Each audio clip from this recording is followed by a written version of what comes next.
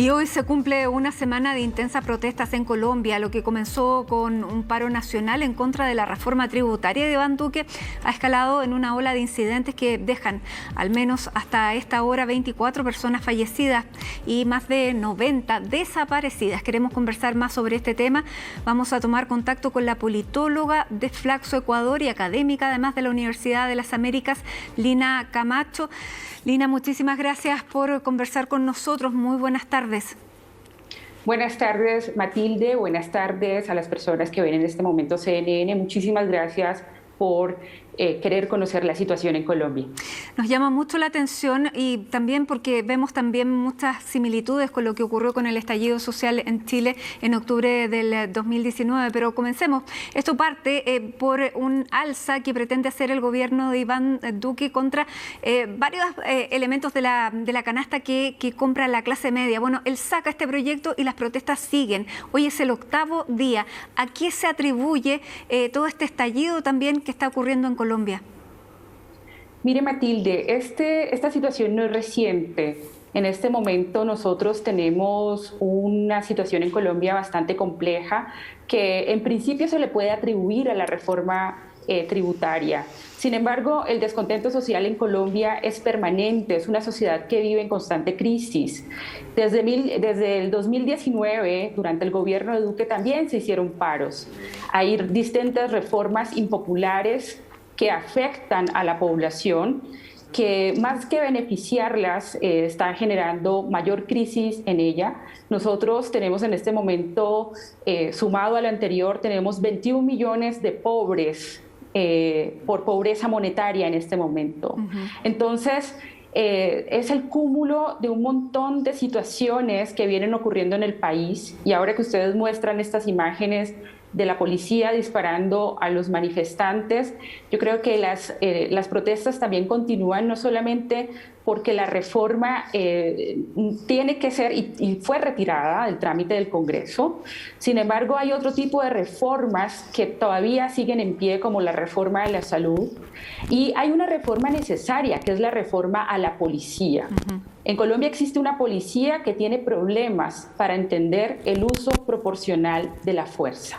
Ahora, llama muchísimo la atención la violencia de la represión de las policías en Colombia. Llama también la atención las declaraciones del expresidente Álvaro Uribe, que ha sido bastante incendiario a través de redes sociales, tanto que le eliminaron los tweets. Pero vamos con las razones de la violencia, y específicamente en Cali ha sido tremendo. ¿Cómo se explica también eso? Mire, discúlpeme por lo que voy a decir, pero la violencia es un asunto endémico al país. La violencia se manifiesta de diferentes maneras, no solamente la violencia policial. Antes de esto, Colombia ha vivido muchas masacres a jóvenes que están departiendo en sitios y llegan grupos armados a asesinarlos. Esa violencia endémica es aireada o se le echa más fuego a esta situación por las declaraciones de un expresidente que pues favorece el punto de vista de que las Fuerzas Armadas tienen el derecho de usar las armas en contra de los manifestantes. Colombia en este momento, el presidente actual, Iván Duque, hizo un llamado al uso de una ley que es la 1806, cuyo artículo es el 170, es el artículo de la asistencia militar. ¿En qué consiste este artículo? Consiste que los mandatarios locales pueden hacer un llamado a esta asistencia y el presidente es quien la autoriza. Cuando la policía no puede controlar el orden público porque está sobrepasada por el nivel de manifestantes que hay en la calle, se pide la asistencia militar. Sin embargo, hay que hacer una aclaración muy importante. Los militares, en este caso, deben seguir las instrucciones de la policía. Pero nosotros ayer vimos en Cali cómo un miembro del ejército le está dando órdenes a la policía. Esto enrarece el ambiente y es una ofensa al orden institucional y democrático del país. Ahora, bueno, dentro de todo esto, muchas voces han dicho que tiene demasiadas similitudes con el estallido social en Chile y también se atribuye a que estas organizaciones, estas, digamos, manifestaciones han sido también organizadas en coordinación con fuerzas extranjeras. Nosotros también vivimos ese mismo argumento por parte de las autoridades. ¿Qué es lo que se plantea ahí? No, ese es el intento de quienes no comprenden la protesta social de deslegitimar la demanda de la sociedad.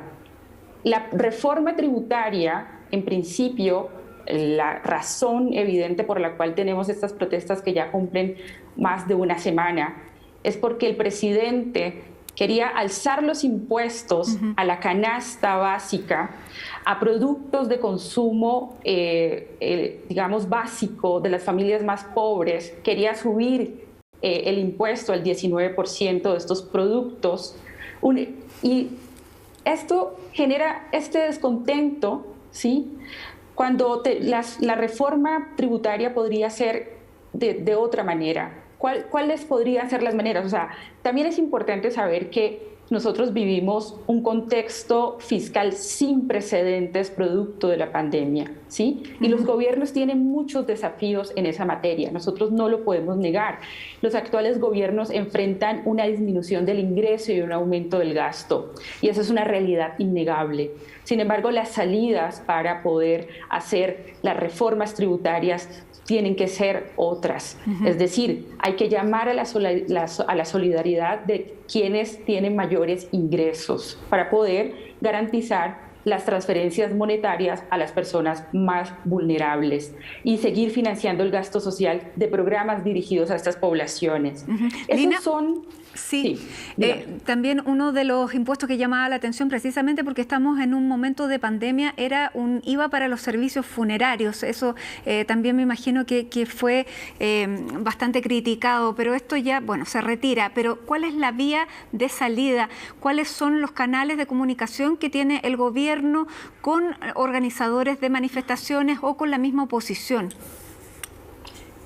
El asunto es que el gobierno no escuchó desde el principio. Esta fue una reforma tributaria que nació muerta, que tenía el rechazo hasta de la misma coalición del gobierno, que tenía el rechazo de la oposición, que tenía el rechazo popular.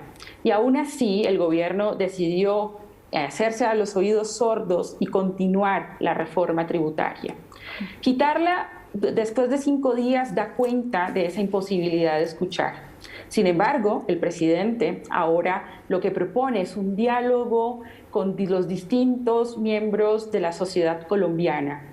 Queremos que eso se cumpla, esperemos que eso se cumpla porque eso bajaría el nivel de protesta, el nivel de violencia que se vive en estos momentos en la calle. Sin embargo, es muy difícil, Matilde, ¿sabe por qué? Porque en este momento la gente tiene un nivel de desconfianza hacia el gobierno muy tremendo. O sea, la reforma tributaria estaba al principio muy hermética, ni siquiera se quería revelar el texto completo de la reforma. Entonces eso generó mucha desconfianza para la gente. Nosotros como politólogas entendemos que el gobierno debe generar confianza al extranjero. ¿Eso qué significa? Una confianza a los inversores que nos permita recibir mayores préstamos en este momento tan difícil, que nos presentemos como un país que tiene la capacidad de pagar los préstamos que pide, pero la confianza interna tampoco se puede descuidar. Entonces, en este momento tenemos un país tremendamente con un nivel de desconfianza muy tremendo, que tal vez no quiera sentarse ya a la mesa. Y lo que quieren hacer en este momento es que los gobiernos locales sean los que puedan contener la protesta en ciudades como Cali, donde tenemos el epicentro de muchos heridos, de muchos muertos, donde el ánimo está altamente enrarecido. Y los gobiernos locales en este momento tienen en sus manos una oportunidad para que sean ellos los que creen estas mesas de diálogo con los distintos sectores que están inconformes con esta situación. Lina, lo último, usted hablaba de Cali. En Cali, bueno, en todo Colombia, que ya ha podido superar crisis muy, muy difíciles, por eso también hay una fe en la capacidad de los colombianos para salir adelante, pero en Colombia hay muchísimas armas, sobre todo en ciudades como Cali. y las tienen civiles, las tiene mucha gente, y eso podría marcar una diferencia a lo que ocurrió aquí en Chile, donde la población civil no está armada. ¿Cómo ese elemento puede influir digamos, en salidas que sean distintas y que sean las que no queremos? Mire, no sé si la gente en Chile no tenía acceso a las armas, o sea, pasa que tal vez en Colombia es de fácil acceso. Sabemos que Chile tiene una serie de cosas que yo no me voy a atrever a comparar con Colombia porque pues no hace parte de los países que estudio en este momento en términos de protesta social y el uso de armas. Sin embargo, yo creo que es importante que los miembros del Centro Democrático, el partido del presidente Álvaro Uribe, tengan un discurso menos bélico. Porque si seguimos aumentando el nivel bélico en el discurso, lo que va a ocurrir es un enfrentamiento civil, un enfrentamiento entre la ideología que respalda el uso desproporcionado de la fuerza y los manifestantes. Ahora, las armas pueden ser cualquiera. Pueden ser hasta palos de golf que están sacando las personas que no quieren que los barrios sean en este momento tomados o los manifestantes vayan a los barrios. Y también hay armas de fuego de por medio. Y también hay una infiltración de la protesta con el propósito de deslegitimarla. Entonces el llamado es a todos los partidos políticos que en este momento están aireando más, que están colocándole más leña al fuego, es para que ellos entiendan que en este momento el discurso también motiva la salida a las calles. En este momento las redes sociales en Colombia son el escenario para la promoción de los discursos. Así que es importante que tengan en cuenta que cada cosa que se dice allí podría detonar en más muertos y en más enfrentamientos. Muy bien, Lina Camacho, politóloga de Flaxo Ecuador y también académica de la Universidad de las Américas aquí en Chile. Muchísimas gracias por este contacto. Esperamos que esta situación se resuelva pronto y en paz, pero vamos a seguir, por supuesto, atentos y en contacto. Gracias, Lina. Gracias a ustedes, que estén muy bien. Hasta luego.